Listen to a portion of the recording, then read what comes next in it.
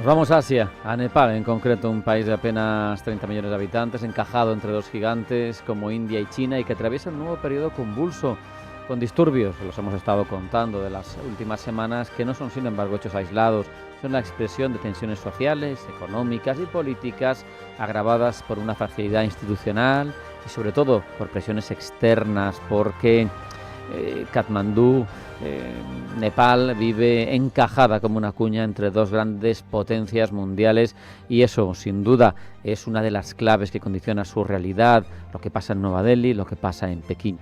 Para comprender mejor estas dinámicas y lo que está sucediendo, vamos a hablar ya con Mario López Areu, profesor de Relaciones Internacionales de la Universidad Pontificia Comillas, que nos va a ayudar a descifrarlo. Mario, bienvenido, buenas tardes. Hola, muy buenas tardes. Mario, si te pregunto cuáles son los factores inmediatos que han podido detonar esos actuales disturbios en Nepal y sobre todo qué tensiones reflejan, ¿qué me contestas?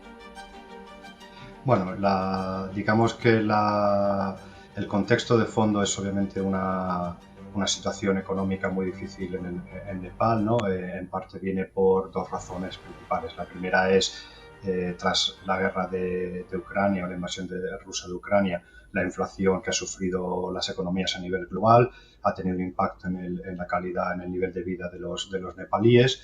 Por otro lado, tenemos la falta de respuestas de la clase política ante esa crisis económica. En particular, pues tenemos una corrupción rampante en el país, dentro de la clase política, que no está relacionada, digamos, con un gobierno en particular, sino que afecta a toda la clase política, que es vista por parte de la población pues como una especie de clique en el que unos políticos se apoyan a los otros para, digamos, tapar sus vergüenzas, tapar la corrupción generalizada entre esa élite política. Mientras la élite política, digamos, se beneficia, ¿no?, del control del poder y mantiene un nivel de vida alto, y aquí sobre todo se ha hablado mucho del nepotismo, ¿no?, del alto tren de vida de los hijos de esta clase política, pues la población en general se ve abocada o a una situación de pobreza o de falta de poder adquisitivo en el nivel doméstico, o se ve empujada a migrar para trabajar en países extranjeros, ¿no? Hay que pensar que alrededor de unos 3,5 millones de nepalíes, que es un 15% de la población, vive fuera de Nepal trabajando, ¿no? Un 28% del PIB de Nepal proviene de las remesas de estos migrantes, ¿no? Unos 4.000 millones de dólares al año. Por tanto, pues esa desigualdad, digamos, entre la clase política, la clase dirigente y la población, pues ha sido un poco, digamos, el contexto de fondo. ¿Qué es lo que crea el estallido? Sí, Pues, perdona.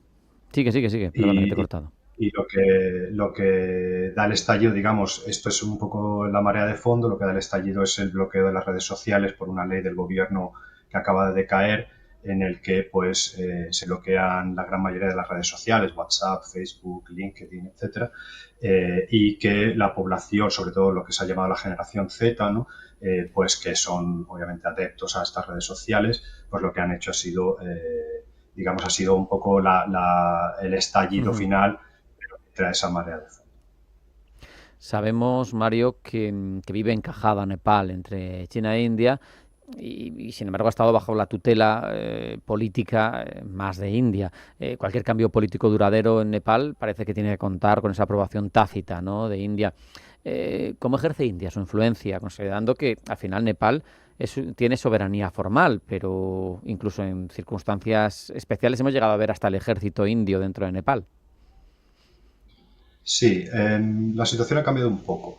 Hay dos elementos a tener en cuenta. Históricamente es cierto que India ha sido obviamente es la potencia hegemónica en el sur de Asia, en el subcontinente indio y el océano Índico, y por tanto Nepal ha estado dentro de su esfera de influencia, ¿no? Pero obviamente Nepal, pues al norte, tiene a otra gran potencia como es China. La tradición en Nepal siempre ha intentado ser, es más, Nepal es un país oficialmente no alineado, de intentar mantener pues un poco una equidistancia o un uso de usar a India contra China y a China contra India, de manera de intentar mantener una cierta autonomía en su toma de decisiones, ¿no? Aún así, pues los lazos históricos, la geografía hacen que con India Nepal siempre haya tenido una relación más potente. Pero esto ha cambiado mucho en los últimos años. y el primer ministro que ha caído en esta última revuelta, KP Oli, era muy cercano a China, ¿no? Entonces ha habido un cierto giro, es decir, Nepal en los últimos años, sobre todo tras el boicot de India el boicot informal de India a Nepal tras la promulgación de la Constitución de 2008, ha dado un giro, digamos, anti-indio dentro de la población y un acercamiento mayor hacia China.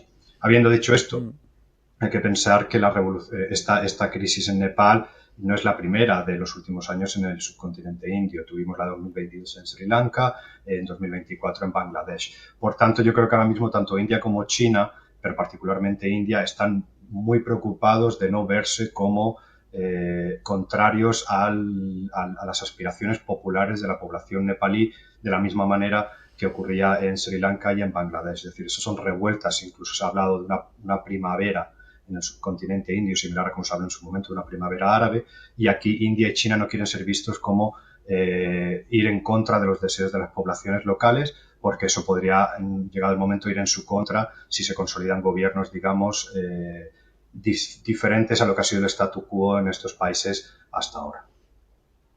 ¿Podemos convenir en que China sigue apostando por la geoeconomía más que por otros elementos a través de ese deseo de influir, que lo tiene, pero proyectos de infraestructuras, sus rutas comerciales, y es de una manera más, como digo, más geoeconómica que de imposiciones? Sí, China en gran medida ellos ven la economía o la geoeconomía, como tú dices, como una proyección en gran medida de su fortaleza a nivel internacional. Es decir, es en la economía donde China verdaderamente tiene una gran influencia, ¿no? Es el principal socio comercial de la mayoría de países de Asia.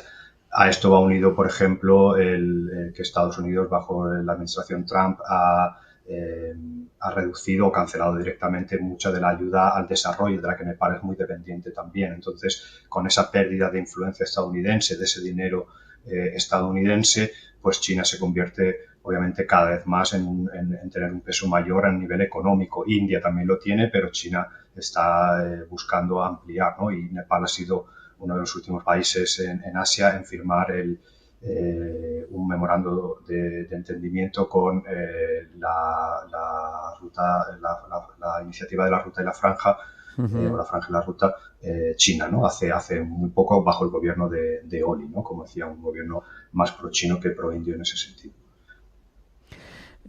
También se me viene a la cabeza ahora, Mario, el proyecto de ferrocarril entre Katmandú y el Tíbet, que también le puede focalizar más y abrir más otras posibilidades, pero la pregunta para terminar es si tú ves que esta crisis, que tiene tantos factores y que obedece a una situación compleja de fondo, podría terminar desencadenando una guerra civil de nuevo. El conflicto maoísta duró una década. Esperamos que se reconduzca a tenor de lo que hay alrededor y de los intereses geopolíticos de la zona. ¿Cómo lo ves?